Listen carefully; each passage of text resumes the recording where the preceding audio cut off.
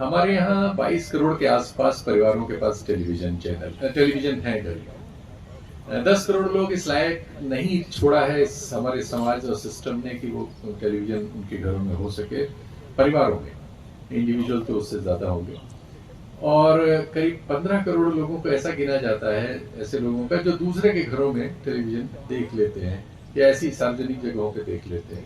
तो एक 25 करोड़ आप कह सकते हैं कि जो टेलीविजन विहीन समाज है, लेकिन जुड़ा हुआ है, उसमें से 15 करोड़ 10 करोड़ एकदम उससे निरपेक्ष समाज है। हमारे यहाँ कहा जा रहा है, वैसे संख्या तो उसकी बहुत ज्यादा है, लेकिन इंडिविजुअल हाथों में 50 करोड़ से ज्यादा लोगों के पास स्मार्टफोन है।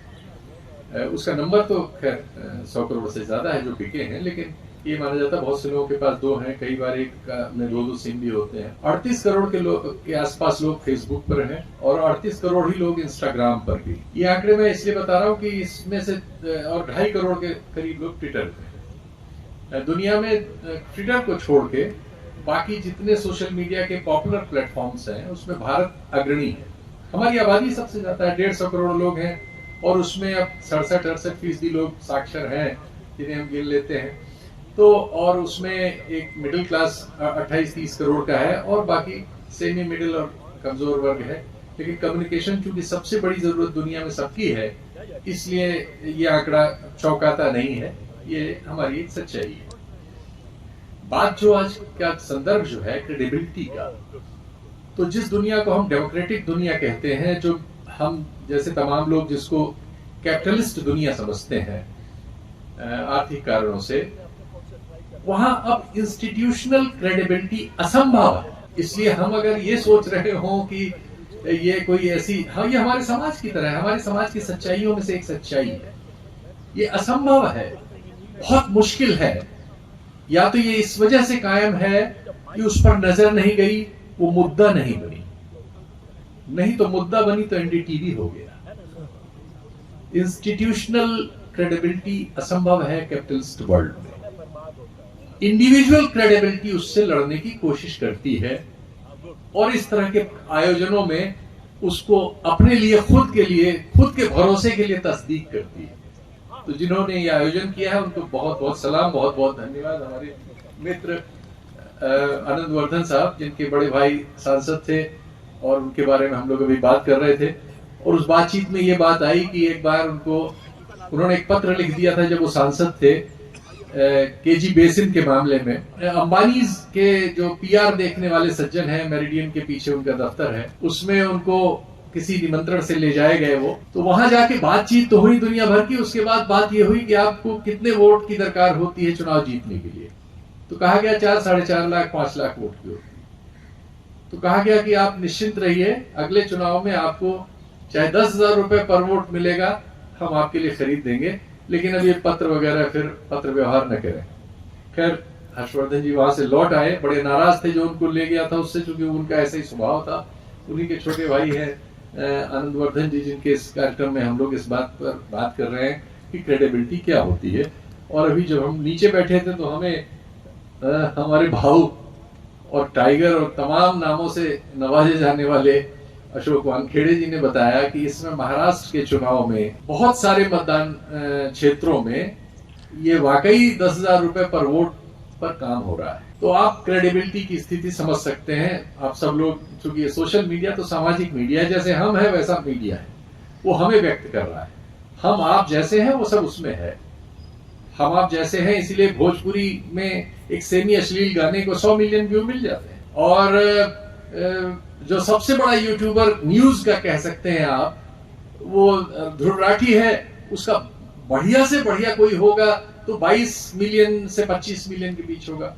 रवीश कुमार का भी कोई 5 मिलियन से ऊपर नहीं है। जो सबसे जिम्मेदार आप कह सकते हैं और सबसे स्वीकृत रिस्पॉन्सिबल पत्रकार है, जिनकी क्रेडिबिलिटी आप उससे श्रेष्ठ नहीं कह सकते, वो बहुत सारे कारक हैं। वो सिर्फ न्यूज में हम नहीं देख सकते, बहुत सारे एरियाज हैं। आज दुनिया में जो कम्युनिकेशन है, जो सबसे बड़ा व्यापार हो गया है सारी दुनिया का, उससे जुड़ी हुई कंपनियां, उससे जुड़ा हुआ सारा काम, इसीलिए आज उसकी रिसर्च पर, चूंकि ये कैपिटलिस्ट वर्ल्ड है, मुनाफे की ओर दौड़ता है, तो मुनाफा अगर कम्युनिकेशन वर्ल्ड में इन्वेस्ट करने से आ रहा है, तो आज सारी दुनिया में अगर 100 रुपया रिसर्च पर खर्च हो रहा है, तो उसमें से 44-45 रुपया सिर्फ कम्युनिकेशन पर रिसर्च पर खर्च हो रहा है। इसीलिए आज दुनिया के बहुत लोगों के पास स्मार्टफोन है, उसे सस्ता भी हो गया है, अदरवाइज भी हो गया है, पहुंच गया है। और जब स्मार्टफोन पहुंच गया तो दिखने में तो ऐसा लगता है कि उसने आपको लिबरेट किया है, आप उसमें अपने को व्यक्त कर रहे हैं, आप अपनी रील बना रहे हैं, आप अपना यूट्यूब चैनल चला रहे हैं, वगैरह वगैरह वगैरह। लेकिन होता उल्टा, होता यह है कि आप एक डाटा में बदलते हैं। जैसे ही आपके हाथ में फोन आता है और आप अपना ईमेल एड्रेस या कोई भी एड्रेस अपनी पहचान का उसमें डालते हैं, आप उसी समय डाटा में बदल जाते हैं। और हम सब अब डाटा के बिंदु हैं, अलग अलग इंडिविजुअल, जो इसके लिए संघर्ष कर रहे हैं कि जो हम सोचते समझते हैं उस बात को उस तरह से ही कहने सुनने का मंच हमारे पास हो, वो आजादी हमारे पास हो, वो हम कह सकें और उसको सुनने वाले लोग भी हों, ये कोशिश करते लोगों की हम एक जमात है। ऐसी दुनिया में बहुत सारी कोशिशें चल रही हैं, लेकिन डेमोक्रेटिक वर्ल्ड और कैपिटलिस्ट वर्ल्ड में वो बेबसी है। बाकी दुनिया में जो दूसरी व्यवस्थाएं हैं, चीन वगैरह में, वहां एक चुनौती इस व्यवस्था को है, लेकिन उनकी अपनी अलग कॉम्प्लिकेशंस है, उसके अलग नकार है। उस पर जाने की जगह मैं सिर्फ इतनी इंफॉर्मेशन शेयर करूंगा कि हम तो 38 करोड़ फेसबुक पे फंसे हैं, 38 करोड़ इंस्टाग्राम में फंसे हैं, 2.5 करोड़ हम ट्विटर पे हैं जो एक्स हो गया है, और 22 करोड़ लोग घर में टेलीविजन लगा के रिटायरमेंट या स्त्रियां या बच्चे या पूरा परिवार देख के उसमें इन्वॉल्व है। चीन वगैरह में यह संभव हुआ है कि एक फेसबुक की जगह उनके यहाँ 15 कंपनियों की फेसबुक है। गूगल के उन्होंने अल्टरनेट क्रिएट कर लिए हैं। उनके यहाँ का टिकटॉक जो अभी आपके यहाँ बंद हो गया, वो आप समझ सकते हैं कि रील बनाने का धंधा वहीं से सबसे पहले शुरू हुआ था, जिसने हमारे यहाँ के समाज के बहुत बड़े हिस्से को कहने के आधार पर लिबरेट किया है। और बहुत साधारण लोग भी अपनी अपनी रील बना के उससे कुछ पैसे कमाने की कोशिश करते हुए हमें मिल रहे हैं। उसमें बहुत सारे बहुत काबिल लोग भी नजर आ जा रहे हैं, एक छटाई हो रही है समाज की। लेकिन जो सबसे महत्वपूर्ण और खतरनाक बिंदु है कि डाटा में बदलना। इतने सारे लोग अब वर्गीकृत किए जा सकते हैं, ये छांटा जा सकता है कि जो मैं आपसे बोल रहा हूं ये किसके पास जाए और किसके पास न जाए। ये छांटा जा सकता है कि जो बेहतरीन से बेहतरीन लिखा गया है वो कहां पढ़ा जाए और कहां न पढ़ा जाए, या क्या पढ़ाया जाए। जैसा एक विषय भी था कि इतिहास और सोशल मीडिया पर इतिहास, भूगोल, हर चीज। तो अब हमारी ये समस्या है कि तकनीक के उस आधार पर हमारा कब्जा नहीं हो सकता। हम उसके बिंदु तो बन सकते हैं, डाटा बन सकते हैं, लेकिन हम उसके नियंता नहीं बन सकते। सरकारों को उसमें दखल देने का मौका होता है। ऐसी अनेक खबरें आप पढ़ चुके होंगे कि कब यूट्यूब के मैनेजमेंट को सरकार ने बुलाया, कब फेसबुक के प्रबंधन में बीजेपी के लोगों की भर्ती हो गई, कब आपने देखा कि एल्गोरिथम ने आपका रीच एकदम से कम कर दिया, कब किसी को सस्पेंड कर दिया कितने वक्त के लिए। ये सब जो चीजें होती रहती हैं, ये उसी का नतीजा है जो सेग्रीगेशन, इंफॉर्मेशन का सेग्रीगेशन हो रहा है। वो छांट के मिल रही है लोगों को, किसको क्या मिलनी है वो हम नहीं तय कर रहे, वो कोई और तय कर रहा है, वो अपने हितों के आधार पर तय कर रहा है। ये खतरा हमारे दौर का सबसे बड़ा खतरा है, और हमारे पास इससे निकलने का कोई तुरंत तो समाधान नहीं। ये कोशिश है और इस तरह की तमाम कोशिशें उस दिशा में है, लेकिन इसका कोई अल्टरनेट नहीं है। इसलिए भी कि जैसा मैंने कहा कि करीब 44% रिसर्च इन्वेस्टमेंट इसी सेक्टर में हो रहा है। आने वाले दिनों में आप पाएंगे, अभी तो फोन चूंकि सबसे हैंडी है, इसी में बैंक चल रहा है, इसी में बीमा चल रहा है, इसी में आप प्रेम कर रहे हैं, इसी में आप रिश्ता तोड़ रहे हैं, इसी में शादियां हो जा रही हैं, और इसी में आप न्यूज भी सुन रहे हैं, गाना भी सुन रहे हैं, सब कुछ आपको इसमें लाए हैं। चश्मे आ गए हैं, घड़ी आ गई है, अंगूठी आ गई है, टेक्नोलॉजी वहां तक जाएगी। बॉडी में शायद कोई चिप फिट हो जाए इस तरह की हो जो नुकसान भी न करती हो और आप किसी को पता ना हो। बहुत से लोग आप देखते चलते हुए कान में एक उनका लगा रहता है, बात करते रहते हैं, आपको लगता है आदमी पागल हो गया, बात कर रहा, बाद में पता लगता है कि नहीं, वो लगाए हुए है कान में इसलिए सुन रहा। ये सब टेक्नोलॉजिकल परिवर्तन होंगे, इसलिए कि उसमें इतना पैसा खर्च हो रहा है। 40 ट्रिलियन से ज्यादा रिसर्च पे खर्च हो रहा है इस एरिया इस समय। तो आने वाले दिनों में ये प्रोडक्ट आएंगे और वो हमारी आपकी निश्चित तौर पर हमारी राय को छीन लेंगे, हमारी सोच समझ को छीन लेंगे या नियंत्रित कर देंगे। ये तो बहुत मशहूर नोम चॉम्स्की आज नहीं 86 में लिख के चले गए नहीं, सॉरी माफ करिएगा भी हैं, चले गए मैंने माफ। तो 86 में उन्होंने लिख दिया था कि जो हमारी राय है वो हमारी नहीं है, उसे मैन्युफैक्चर किया जा सकता है, मैन्युफैक्चर किया जाता है दरअसल, और हम उस आधार पर हमारे पास जब सूचनाओं का आधार हमारा नहीं है, किसी और से नियंत्रित है, तो हमारी राय का आधार दरअसल वो सूचनाएं होती जो हम तक पहुंचती हैं। अगर वो सूचनाएं मुसलमान आबादी के विरुद्ध नफरत से भरी हुई हैं, तो हम चाहे न चाहे हमारे अंदर भी धीरे धीरे नफरत पनप ही जाएगी।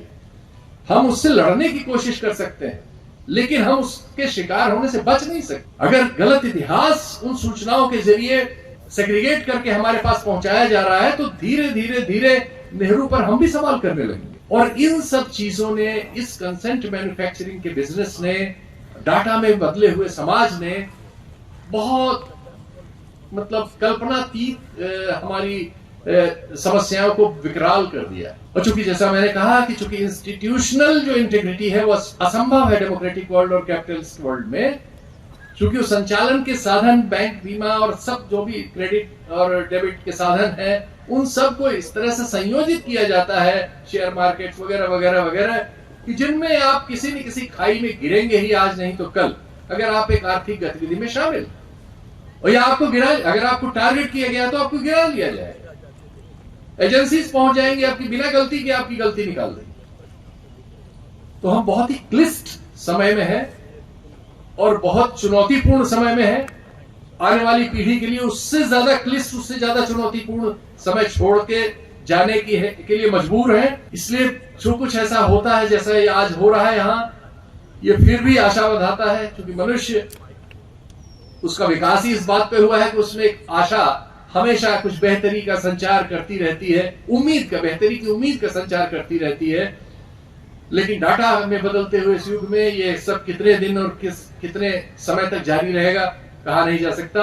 इतना ही, बहुत बहुत धन्यवाद। बहुत बहुत धन्यवाद शीतल जी। मैं समझता हूं कि इस सारगर्भित चर्चा के बाद आप सब ये समझ गए होंगे कि मीडिया की साख किस तरह संकट में है, उसके क्या कारण है और क्या निदान है। अब ये भरोसे का संकट आप लोगों के साथ है, आपके बीच है। आप देश और समाज अपने सामूहिक विवेक से ये तय करे उसे किस पर भरोसा करना है।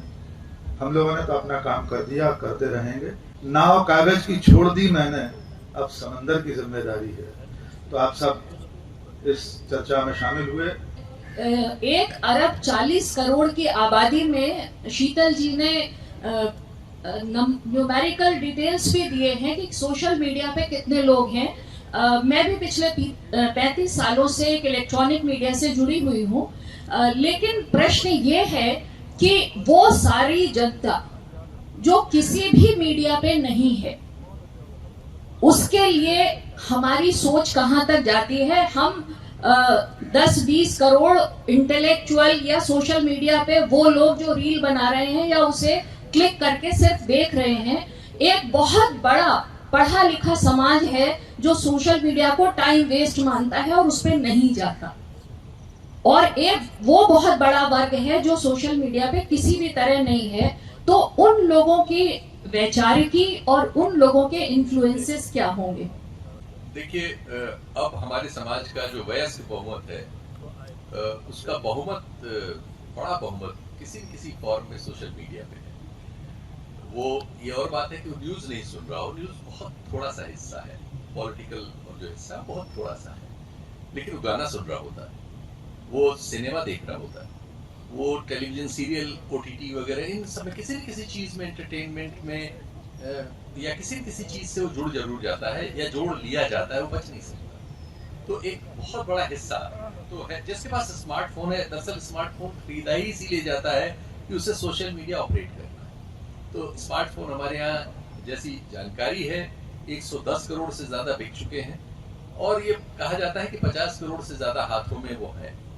तो वयस्क आबादी 80-85 करोड़ है, उसमें 50 करोड़ हाथों में ये सोशल मीडिया है। तो जिनके हाथ में मान लीजिए नहीं भी है, किसी परिवार में 3-4 लोग हैं, एक के हाथ में है, तो वो बातचीत तो जो वो खुद कंसीव कर रहा है सोशल मीडिया से, वो अपने घर में कर रहा है, तो उन तक पहुंचा दे रहा है। तो अब बहुत छोटा हिस्सा बचा हुआ है जिसके पास ये सूचना प्रभावित करने वाली सूचना का जो तंत्र है वो नहीं पहुंच रहा है, बहुत कम।